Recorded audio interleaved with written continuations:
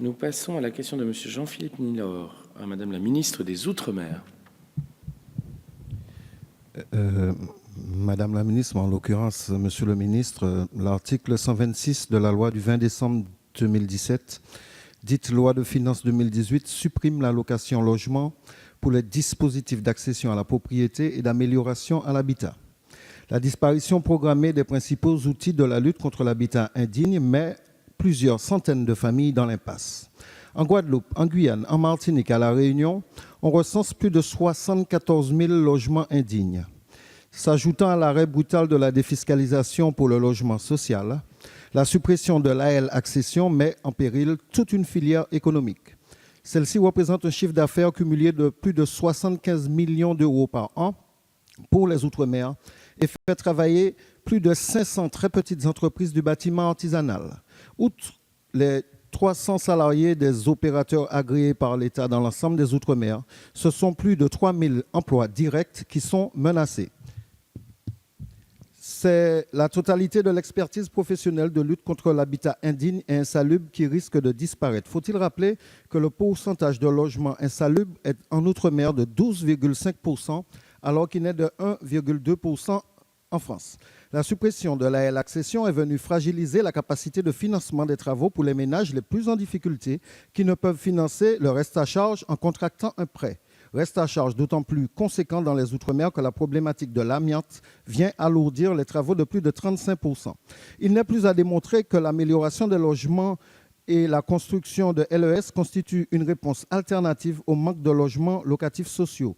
Le LES permet un parcours résidentiel pour les ménages aspirant à la propriété. Les familles sont aujourd'hui dans l'attente. Elles le sont depuis de nombreuses années, sans réponse ni perspective. À quand un dispositif prévu pour compenser durablement la suppression de l'AL Accession, momentanément rétablie en 2019, mais qui n'aura qu'une portée et un impact très limité car ne concernant que des dossiers engagés en 2018? Où en est le rapport de mission confié par le gouvernement au Conseil général de l'environnement et du développement durable qui a rencontré tous les acteurs du logement au début de l'année 2019? Nous attendons, Monsieur le ministre, des décisions politiques solidaires, ambitieuses et courageuse pour toutes ces familles qui sont contraintes d'abandonner leurs projets de travaux et sont ainsi condamnées à vivre dans l'insalubrité durable. Monsieur le ministre, qu'entend faire ce gouvernement face au risque de tensions sociales réelles et extrêmement fortes, en particulier dans les quartiers couverts par les opérations RHI ou marqués par l'insalubrité? Je vous remercie. Monsieur le ministre. Merci beaucoup, Monsieur le Président, Mesdames et Messieurs les députés. Monsieur le député Nilor, je voudrais d'abord vous remercier pour votre question et je sais que nous partageons en commun cette lutte contre l'habitat insalubre qui est et indigne, qui est un véritable fléau partout sur notre territoire et en particulier dans nos territoires ultramarins. Vous l'avez dit, c'est d'ailleurs un fléau qui dure depuis des années, qui malheureusement est un fléau qui continue et qui a justifié des mesures fortes que nous avons prises lors de la dernière loi Élan. Je pense par exemple à la lutte contre les marchands de sommeil ou à des dispositifs pour les copropriétés dégradées. Je pense aussi à tout le travail s'agissant des territoires ultramarins engagé avec la ministre Annick Girardin dans le cadre de cette conférence logement outre-mer que nous avons lancée il y a à peu près 2 mois, qui est en cours. Et j'en veux pour preuve tout le travail qu'on a fait avec Action Logement, vous savez, cet organisme du 1% logement, avec qui on a lancé un plan d'investissement volontaire de 9 milliards d'euros et pour lequel nous avons décidé, les partenaires sociaux, d'octroyer 1,5 milliard, je dis bien 1,5 milliard, au territoire ultramarin, pour faire une vraie politique de renfort de la construction de logements abordables et de rénovation dans les territoires ultramarins. Il nous faut aller plus loin et continuer. Et notamment, vous évoquez le cas de l'APL Accession.